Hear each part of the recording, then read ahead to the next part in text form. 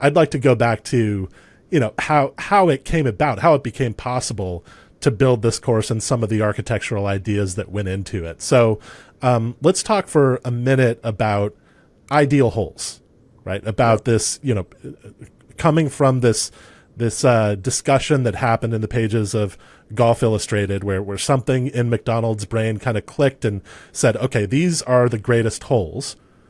How can we get something like this in America? Well, we can adapt some of these ideas, or maybe we can replicate certain holes.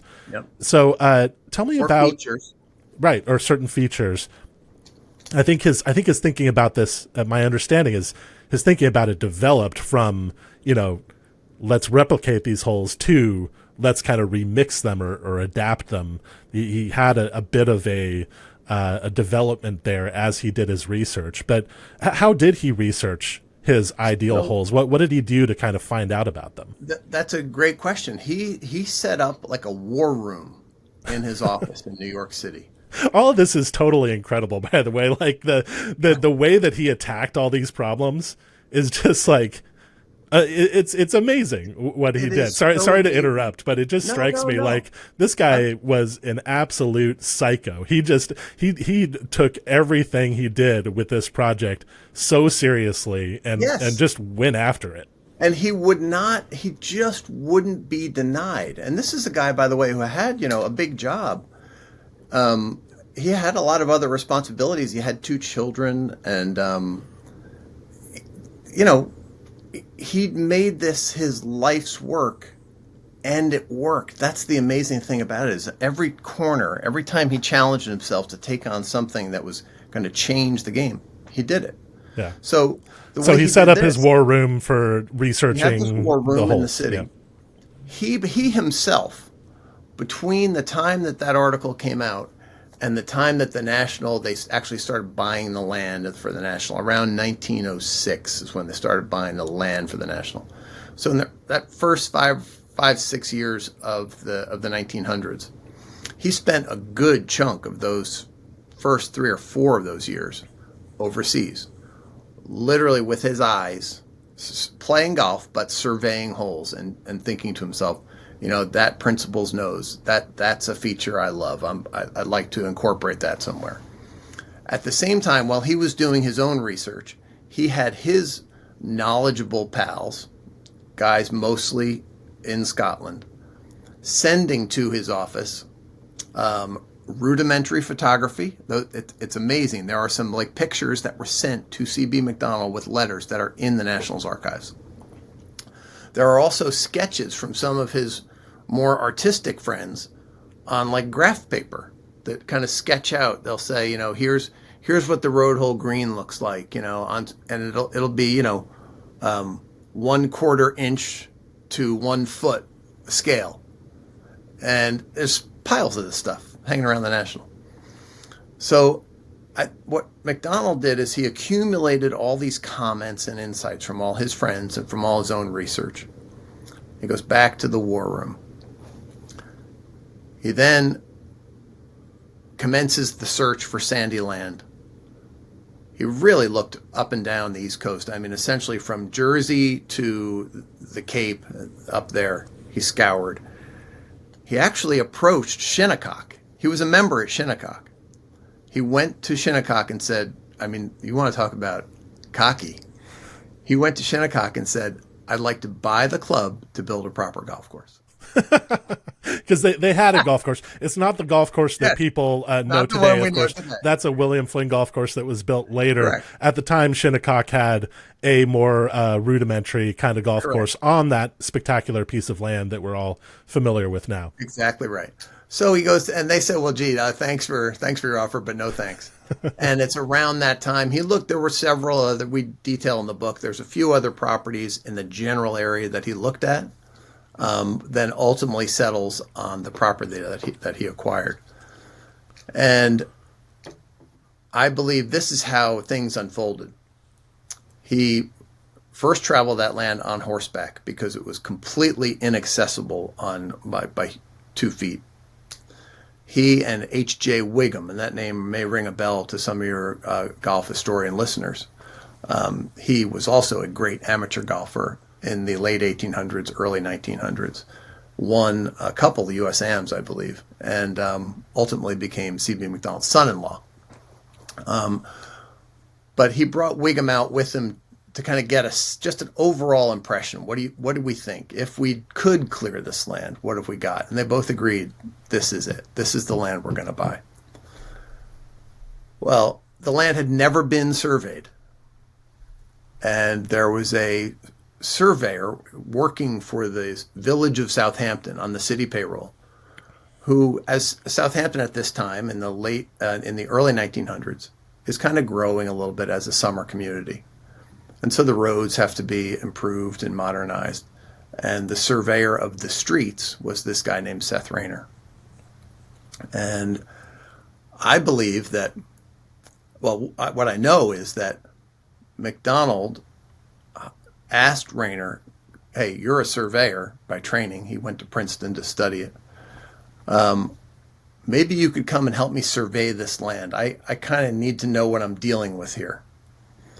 And he was so impressed with Raynor that he ultimately hired Raynor to basically, what he said to Raynor was, okay, I've got this principal's nose bunker. And I even have the dimensions of it because my friend over in Scotland drew a little chart of it. He told me how high it is and how deep it is. How do I implement that into this land? And that was Raynor's job. That's what Raynor did. In fact, we found the invoice in researching this book. Raynor was paid $155 for his work at National Golf Links. And he spent, if you look at his itemized invoice for the days he worked there, essentially he was, the most common work he did was measuring and determining bunker heights. How deep should, because where the principal's nose bunker is now is very different topography than the Macdonald interpretation of the principal's nose, which is going to be on number 8. So it was Raynor's job to transplant that detail, that feature, onto this new land and make it function with this new land. So that is how Raynor got involved. Ironically enough, Raynor never was a golfer. And at a certain point in his career, Raynor actually made an intentional decision that he would never play golf. He felt like he was having such success in 1915 to 1925, etc., that he was so good and in such demand, he felt that if he took up the game, it would only maybe diminish his instincts, and he'd start looking at a whole design as a player rather than as a golf course architect.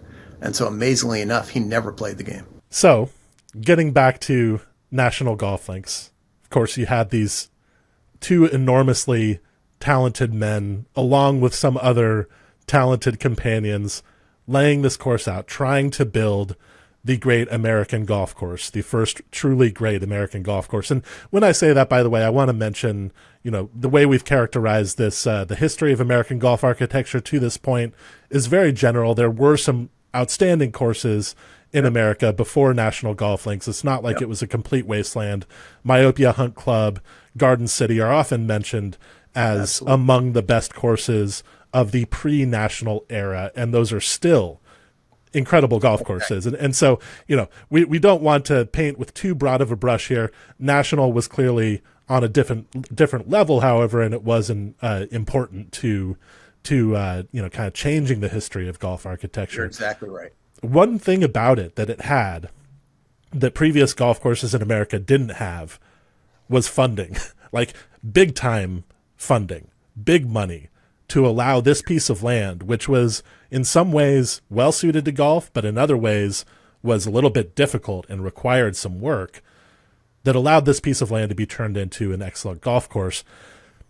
That money needed to be had for that to happen. And so how did Macdonald find this money and put together the funding for this project? Well, given his career in the financial world, he was connected to a lot of the wealthier people in New York. It is actually kind of amazing to see how quickly a guy who was born in Canada, raised in Chicago, educated in Scotland, and then ultimately moved to New York when he was 45, scaled the social ladder in New York City. It's incredible.